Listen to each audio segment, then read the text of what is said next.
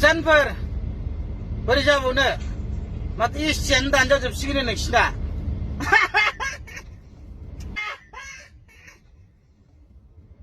बांलादेशआवसो हाबजोब्बाय माथो नोंसोरो बांलादेशआवसो हाबजोब्बाय माथो नोंसोरो। खुलुमबाय रायजो राजा नोंथांमोननिसिम दिनै गोबावनि उनाव मोनसे भिडिअ लानानै फैदों। बे भिडिअ मस्ट इम्परटेन्ट नोंथांनि थाखाय आरो आंनि थाखाय, जिहेतु खृष्टानफोरनि थाखाय।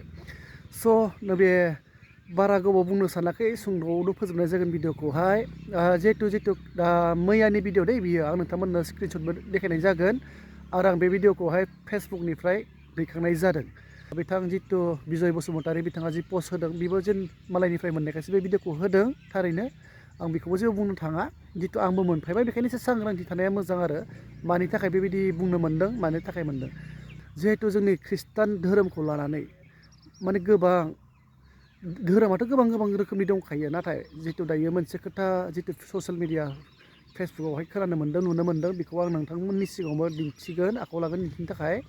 नोंथांमोना नायलांबानो जाबाय। जिहेतु खृष्टानफोरा एसटिखौनो दानजासिगोन होनना बुंदों आरो बेनिफ्राय नोंथांमोना माथो बांलादेशि जाजोबसिगोन होनना बुंदों।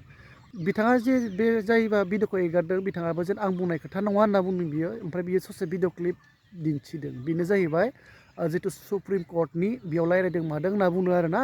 ओमफ्राय आंबो रोखालि बिनि डिटेल्सखौ मोनाखै, नोंथांमोनाबो नायनो हागोन। बे भिडिअखौ आं नोंथांमोननो होगासिनो दङ। जितु बियो AI जाखो ना रियेल भिडिअ जाखो नोंथांमोना सायख'दो। जुदि नंगौब्ला माबा मोनसे साननायाथ' मोजां जागोन, मानि थाखाय बिदि बुंदों मादों बेखौ गावबा गावनो सिन्था खालामलायदो आरो। आं माने रावनिबो थाखाय जेबो एगेन्स्ट बुंनो थाङाखै। आरो बिथां जितु बिजय बसुमतारी बिथाङा जि पस्ट होदों, स' नोंथांमोना नैबे भिडिअखौ नायबानो जाबाय, आं होगासिनो दङ।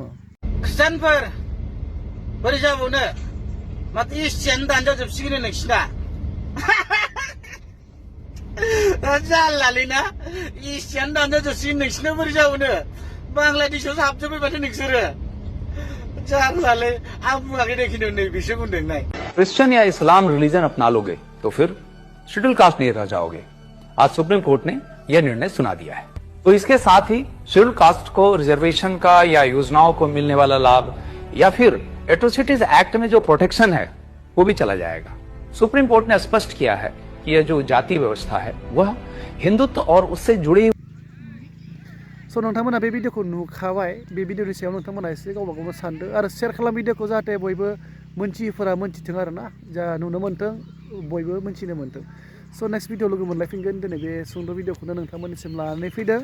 गोजोननाय बावहरनाय थाबाय बयनिसिमबो। शेयार खालामना हो बयबो नुनाय बायदि।